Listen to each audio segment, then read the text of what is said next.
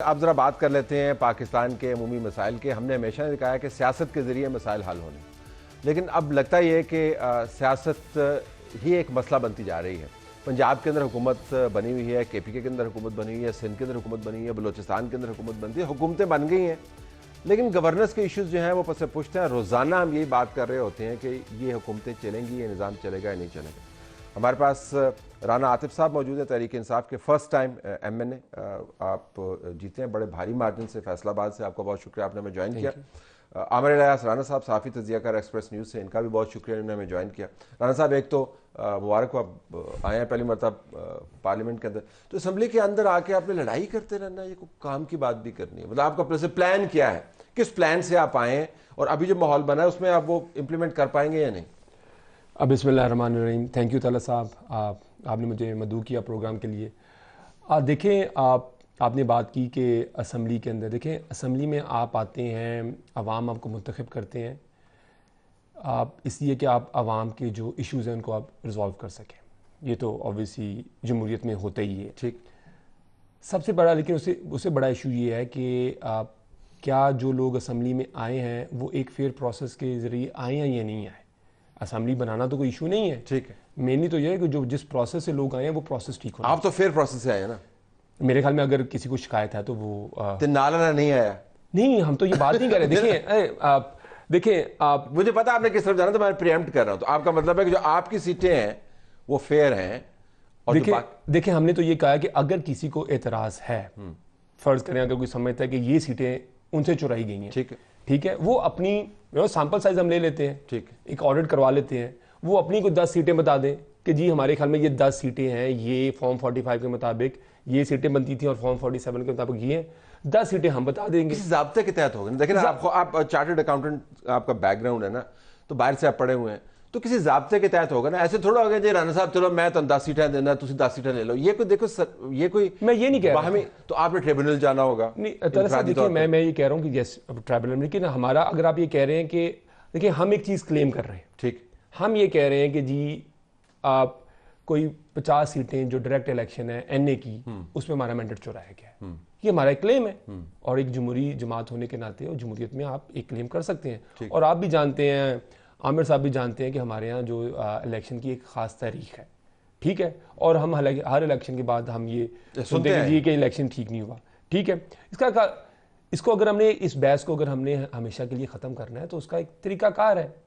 फ़र्ज़ करें अब ये इलेक्शन हो गए हैं, हम ये कह रहे हैं कि अगर जो हमारी मुखालिफ सियासी जमातें हैं वो कहती हैं जी कि उनका भी मैंडेट चुराया गया, कई जैसे आपने कहा कि कई लोग ये कहते हैं जी क्या जिन सीटों में आप जीते हैं वो सीटें बिल्कुल, ठीक है, लेकिन लॉजिकल बात यह है कि अगर किसी को एतराज़ है और बैठ जाए, अब वो कहें हमें भी इतराज़ है कि ये सीटें ठीक नहीं है, जो एतराज़ जिन सीटों में वो एतराज़ कर रहे हैं वो सीटें भी हम। मैं आमिर के पास जाऊंगा, बट आप देखें हो क्या रहा है। हो ये रहा है कि हमने प्रोग्राम शुरू किया अवाम के मसाइल को हल करने से, और अभी हम सीटों के अंदर ही फंस गए हैं, हम आगे नहीं जा सकते। तो आपने क्या पहले ये मामला तय करना है, before I go to Aamir, मैं जरा आपने ये मामला तय करना है कि जब तक सीटों का मसला हल नहीं हुआ तब तक अवाम की बहस नहीं होगी?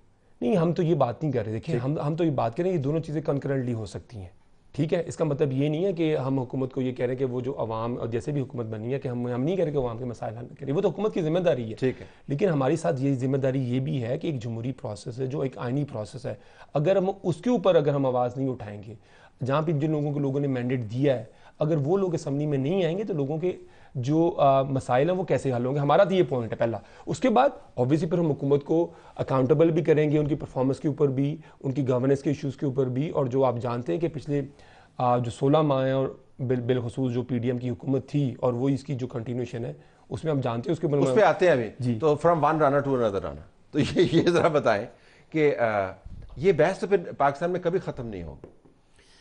राना साहब ने जो बात कही है ना, वो देखने में सुनने में अच्छी लगती है कि जी 10 इधर से 10 उधर। आपने कहा कि कोई तरीक़ाकार होगा। अब एक इन्होंने की है सुप्रीम कोर्ट में पटिशन, अब वो सुप्रीम कोर्ट वो नहीं रही जहाँ जज भी बैठे थे, अमला भी बैठा था और पटिशन तैयार होती रहती थी और कि जी आ रहे हैं। अब वो 184(3) में भी नहीं जाती, ठीक, क्योंकि काजी फ़ायज़ ईसा ने खुद एक फ़ैसले में लिखा कि जो कमीशन बनाना है वो गवर्नमेंट का काम है, हमारा काम नहीं है। तो फिर, और ये अता बंदयाल साहब ने उनको केस भेजा था, उस पर उन्होंने ये फैसला किया था चीफ जस्टिस बनने से पहले।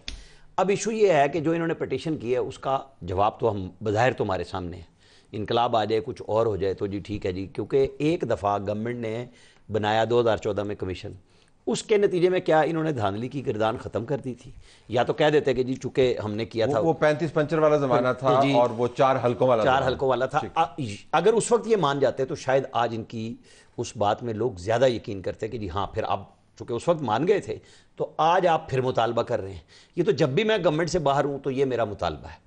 अब जो बात है गवर्नेंस की, मैं तो बड़ा क्लियर हूँ जी इस मामले पे कि खान साहब को रिलीफ अदलिया ने पहले भी बेपनाह दिया है, अब भी मिल रहा है, इस सेंस में कि सजाएं 3 अगर इकट्ठी मिली। उनका बयानिया तो ये है कि उन्होंने इमरान खान को तो फारिग किया। मैं यही कह रहा हूं, कौन सा उनको रिलीफ अगर 3 सजाएं निजाम सारा हमारे ये सारा वोट उसका ही मिला है जो 3 सजाएं एकदम हो गई, ठीक है, वो वोट मिला। और अब अपीलें जहां लोगों की तो आप कैसे ने पुट्ठी पै गई इन्होंने, मतलब ये तो 2-2 साल नहीं लगते थे केस अपील, यहां मेरिट पे डिसाइड होने जा रहा है साइफर केस। यानी स्टेट का बयानिया 9 मई का कहीं रह गया और साइफर का केस अलग से डिसाइड होने जा रहा है। जो आज हाईकोर्ट की मैंने प्रोसीडिंग देखी है वो तो अब ये नहीं हो रहा, पहले था सजा रिलीफ नहीं है, नहीं, लेकिन इनको फायदा तो हुआ बट सजा और जमानतें जितनी हुई, जितनी भी जमानतें खान साहब की फकीदुल मिसाल हुई, पर्चे भी हुए, जमानतें भी हुई। अब असल इशू ये है कि जो बात अवाम की है और मसला हल करना है, जो आपने कहा कि असेंबली में लड़ने गए हैं, उस पार्लियामेंट में ही बैठना पड़ेगा। वहीं बैठ के आइंदा के किसी इलेक्शन को अगर आपने ठीक करना है, देखे ना 13 में कहा जी आरओ का इलेक्शन है, 18 में कहा जी कि ये आरटीएस का इलेक्शन है, आज दूसरा कि जी ये 9 फरवरी का इलेक्शन है। हम यही बताते रहेंगे लोगों को कि जी हम इस तरह का इलेक्शन कराते हैं? तो जब सब ने डज खा ली है तो फिर इन सबको ही बैठना पड़ेगा कि जी आप कोई ऐसा सिस्टम बना लें अपना कि जी ना अदलिया आए, ना फौज आए, ना सिविल ब्यूरोक्रेसी आए, ना मीडिया के टाइकून्स आए जो फैसले कर लें कि हमने बहस इस तरह की गंदी करा देनी है। ठीक, अब जरा राना साहब जरा आते हैं गवर्नेंस की थोड़ी सी बात करते हैं। Unless you want to respond to what he is saying. हमने पीडीएम की हुकूमत को बड़ी तनकीद उनके ऊपर होती है, बल्कि उनकी जमातों का अब खुद भी कहना है। राना सनाउल्लाह का मैं एक बयान देख रहा था, उन्होंने कहा जी कि अगर हमारी पीडीएम की हुकूमत ना होती तो हमें 2/3 वोट पड़ जाते। तो पीएमएलएन के अंदर भी बड़ी ये ख्याल है कि पीडीएम की हुकूमत ने बड़ा अपने साथ हाथ किया, लेकिन उससे पहले आपके बुज़दार साहब भी थे। तो आपका जो मॉडल है गवर्नेंस का, वो या हम केपीके से लेंगे या हम पंजाब से लेंगे, जिसका मवाजना करेंगे हम पीडीएम के साथ या दूसरी हुकूमतों के साथ। ये कोई अच्छे मॉडल नहीं है, मतलब गिव एंड टेक आप 10% ऊपर चले जाएं, कोई बड़े अच्छे मॉडल नहीं है। देखें तले साहब, देखें पहले तो आमिर इलियास साहब ने एक बात की कि देखें जी पार्लियामेंट के अंदर तमाम मसाइल हल होने चाहिए। बिल्कुल दुरुस्त बात है, मसाइल तो पार्लियामेंट के अंदर ही हल होने चाहिए, लेकिन मैं फिर उस बुनियादी नुक्ते पे आ रहा हूँ। बुनियादी नुक्ता ये है, क्या वो जो पार्लियामेंट है वो पार्लियामेंट लोगों की उमंगों की तर्जुमान है?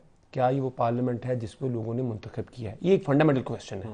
आप ये बात बिल्कुल सही कह रहे हैं कि हर इलेक्शन के बाद ये होता है। देखिए हमने तो, हमारी हुकूमत ने 2021 के अंदर हमने तो कहा कि आप रिगिंग के जो भी, और बिल्कुल ठीक है कि पाकिस्तान में आप हर इलेक्शन के बाद ये होता है कि कहा जाता है और राइटली कहा जाता होगा। हमने कहा जी आप ईवीएम लिए, ठीक है, उसके ऊपर हमें बड़ी तनकीद का सामना करना पड़ा जी कि ईवीएम क्या है। पूरी दुनिया के अंदर जब आप एक चीज़ करते हैं उसके अंदर थोड़े बहुत कंट्रोल्स के इशू होते हैं पूरी दुनिया में, पर आप उसको कंट्रोल्स को कवर करते हैं। इसका मतलब ये नहीं होता कि वो चीज़ ही गलत हो जाती है। यहाँ पे कहा जाएगा कि उसके अंदर फलाना मसला हो जाएगा, फलाना मसला हो जाएगा, लेकिन आज हम देख रहे हैं कि अगर वो ईवीएम होती तो हमारा आज का जो आज इलेक्शन है उसके ऊपर उंगलियाँ कम उठाई जाती हैं और जो हुई तो उसको हम इम्प्रूव कर लेते। अगली बात आपने की गवर्नेंस की। देखें आप आजकल इंफॉर्मेशन टेक्नोलॉजी का दौर है।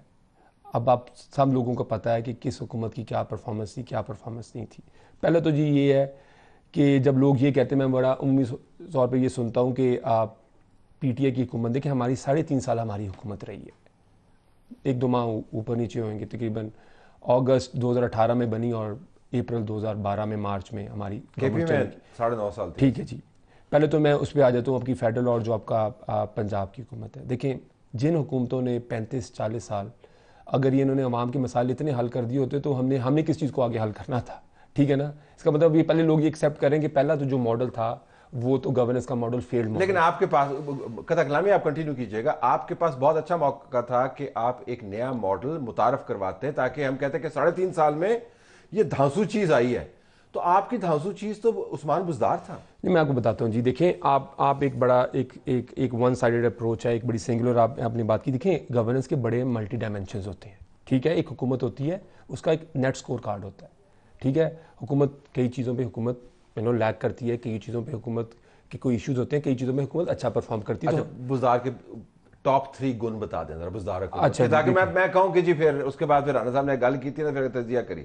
देखिए टॉप 3 क्या अचीव? देखिए मैं तो पहले आपको लेके आता हूँ। देखिए जी हमारी जो वफाकी सतह पे जो हमारी हुकूमत थी, जिसको हमारे बानी चेयरमैन लीड कर रहे थे, उसमें मैं बताऊँ, देखिए आप एक चीज़ को इग्नोर, जब हमारी हुकूमत आई तो तहरीक का सबसे बड़ा खसारा था करंट अकाउंट डेफिसिट $20 अरब का।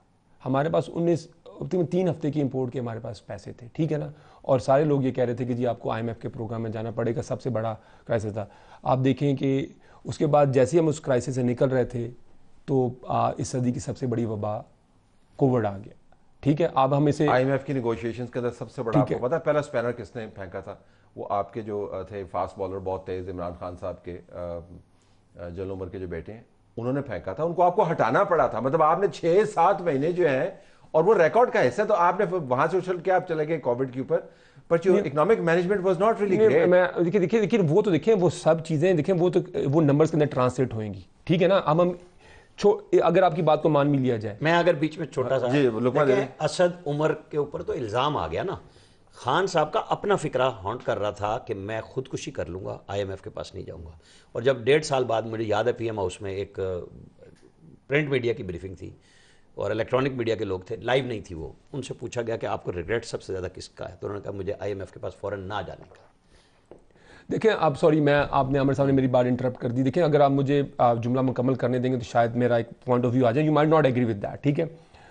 तो उसमें हुआ जी कि ऑब्वियसली खान साहब का जो पॉइंट ऑफ व्यू था, वो जो इकोनॉमी की ये हालत कर गए थे, ठीक है ना, तो उसके बाद IMF के पास जाना नागुज़ीर हो गया था। अच्छा, उसके बाद हम आ जाते हैं जी, देखें 2021-22 की और 20-21 की और 20-21 और 21-22 का जो इकोनॉमिक सर्वे ऑफ पाकिस्तान है, 20-21 की हमारी इकोनॉमिक ग्रोथ थी 6%। देखिए हर चीज़ नंबर में ट्रांसलेट होएगी, ठीक है ना। अब क्वालिटेटिव हम यहाँ पे बैठ के एनालिसिस करना शुरू कर दें, उसके लिए हमें 2 दिन लग जाएंगे। और 21-22 की जो इस हुकूमत ने इकोनॉमिक सर्वे छापा, हम अप्रैल में गए, जून में इन्होंने जो सर्वे छापा जुलाई के अंदर, उसमें 6.3% है। और आपको पता है पिछले 2 साल से हमारी इकोनॉमी कॉन्ट्रैक्ट कर रही है। बिजली के जो एवरेज हमारा टैरिफ था, जो हम 18 रुपये पे 17 से 18 रुपये पे छोड़ के गए, आज बिजली की 60 रुपये यूनिट से ऊपर जा चुकी है। IMF से मायदा ही किया था ना? नहीं, हमने IMF से मायदा नहीं किया था। यही मायदा किया था। नहीं, सुनिए ताला साहब, देखिए मैं आपके मायदे का हिस्सा I will present the hard facts, जो कि शायद कुछ लोगों को पसंद ना है, लेकिन वो हार्ड फैक्ट्स ही हैं। देखें ये जो बिजली के मायदे थे, ये टेक और पे के ऊपर थे, ये हमने नहीं किए। आज आप देखें कि हमारे दौर के अंदर जो आपका सर्कुलर डेट है वो इंक्रीज़ कर रहा था, लेकिन एट ए डिक्रीजिंग रेट था, ठीक है। और हमारा ये प्लान ये था कि हमने इस साल, जब तक हमारी हुकूमत खत्म, हमने उसका जो स्टॉक था, नेट स्टॉक, हमने ज़ीरो करना था। आज आप देखें, इस साल आप देखें कि जो आपकी कैपेसिटी पेमेंट है, देखें ये नूनी वाले क्रेडिट तो लेते हैं कि हमने बिजली, और उन बिजली के मायदों की वजह से ही आज पाकिस्तान यहाँ खड़ा है कि आपने 41,000 मेगावाट आपने लगा लिया, ठीक है। और आपके पास इस साल की जो आपकी कैपेसिटी पेमेंट है वो 2200 अरब रुपए है। वैसे आप चेक कर लें, ये हार्ड फैक्ट्स में ही आता है कि जब इमरान खान साहब ने जाते हुए कहते हैं कि हमने तो लैंड माइंस बिछा दी थी, जो आपने सब्सिडाइज बिजली दी थी, वो $6 अरब के नुकसान में ट्रांसलेट हुई थी 3 महीने में। इस मुल्क की जेब में से $6 अरब देखिए जी, ये भी हार्ड फैक्ट है। देखिए कल जुबैर उमर साहब, जो कि हमारी पार्टी के नहीं है नुमाइंदे, ठीक है, अब वो नूनी के नुमाइंदे हैं, और वो नूनी के आप जो भी हैं ऑफिस बेरर पता नहीं है ही, लेकिन वो नूनी के हैं। उन्होंने कहा कि जब PTI की हुकूमत छोड़ के गई, पाकिस्तान में किसी किस्म का कोई इकोनॉमिक क्राइसिस नहीं था। हम छोड़ के गए, जहाँ एक्सपोर्ट हम छोड़ के गए, देखिए नहीं मैं उनके जो हम जहाँ पे एक्सपोर्ट हम छोड़ के गए, वहाँ से $4 बिलियन की एक्सपोर्ट इन्होंने काम की, ठीक है। अब हर चीज़ अगर आप PTI पे डाली जाए, मेरा ख्याल अगर 3.5 साल की परफॉर्मेंस को आप ये कह रहे हैं कि जो पाकिस्तान में पिछले 50 साल की जो मिस गवर्नेंस है, और उसको आप एक साइड पे रख रहे हैं, और 3.5 साल की आप इक्का दुक्का अगर जो भी प्रॉब्लम है, और उसके बावजूद और $4 बिलियन हमारी remittance Giri, despite the fact कि आपको पता है जब एक्सचेंज रेट डेप्रिशिएट करता है तो आपकी रेमिटेंस बढ़नी चाहिए और आपकी एक्सपोर्ट बढ़नी चाहिए। इन्होंने एक्सचेंज रेट भी नीचे कर दिया और हमारी एक्सपोर्ट भी नीचे कर दी। तो हमारे इनका मानना पड़ा है जी कि एक तो हमारे साथ सियासी तौर पे ज्यादती हुई है, हमें गलत निकाला गया है, हमारी परफॉर्मेंस बेहतरीन थी, दूसरों की निस्बत we have delivered the goods. अब ये काफ़ी एक खुशनुमा किस्म का बयान है कि हकायक जो भी है, तो योर टेक ऑन दिस। देखें, इसमें ना सिर्फ अगर फरवरी 22 में इमरान खान साहब ने जो IMF का मुआहदा तोड़ा, जो किया था उन्होंने, जिसमें बिजली, गैस, पेट्रोल, डीजल सब पे उन्होंने कमी कर दी थी, उसका जवाब वो जो शहबाज शरीफ कहता है ना कि घुटने रगड़ने पड़े, जब आप कोई वो इमरान खान और IMF की MD के दरमियान में मुआहिदा नहीं था, वो IMF और पाकिस्तान के दरमियान में मुआहिदा था। मुल्क का ट्रस्ट बिट्रे हुआ तो उसके बदले में फिर ये हम सब भुगत रहे हैं, उन्होंने भी भुगत लिया है। PDM की पहली गवर्नमेंट के नतीजे में जो वोट बैंक के उनके साथ हुई है, जो ज़ाहिर है एक आम आदमी पे करता है ना, बड़ों को तो फ़र्क नहीं पड़ता, वो उन्होंने भी पे किया। लेकिन बुनियाद वही थी कि जब आपको पता लग गया कि मैं जा रहा हूँ, आपने डाला अमेरिका पे, वो पॉलिटिकली आपने ठीक खेल लिया, लेकिन पाकिस्तान की इक़्तिसादी भट्ठा बैठने का अमल वो है जो आपने दुनिया से मुआहिदा तोड़ा और आप पे ट्रस्ट कोई नहीं करता। जब आपसे ट्रस्ट नहीं करता, इन्होंने आके ये इलेक्शन कराने के चक्कर में थे कि गवर्नमेंट बनाएं ना बनाएं, उसने वो पोजीशन पैदा की है जो आज फिर आप और हम फंसे खड़े हैं कि आप एक नया मुआहिदा करना है, उससे पहले IMF आपसे वो हर वो चीज़ मनवा रहा है कि उन्हें पैसे लेने हैं। वो तो खैरात तो नहीं दे रहे, उन्होंने तो अपना सूद ही लेना है, उसमें उनका कारोबार चलता है। लेकिन इनका बयानिया इससे बड़ा स्ट्रेंथन होता है जब ये नंबर्स की बात करते हैं और IMF के मुआहिदे की मसाइल की बात करते हैं जो आवाम को भुगतने पड़ रहे हैं, तो लोग ये नहीं देखते कि किसने क्या किया था माजी में, लोगों को आज के हालात से गरज है। तो PDM वाले तो अब खुद मानते हैं कि हमने हुकूमत लेके बहुत बड़ी खर्च मारी थी। देखे ना, वो बात मैंने भी वही कही कि उसका नुकसान ये जो रियासत बचा रहे थे, अपनी सियासत ख़त्म कर बैठे ना, जो रिजल्ट आया है वो उस महंगाई का है।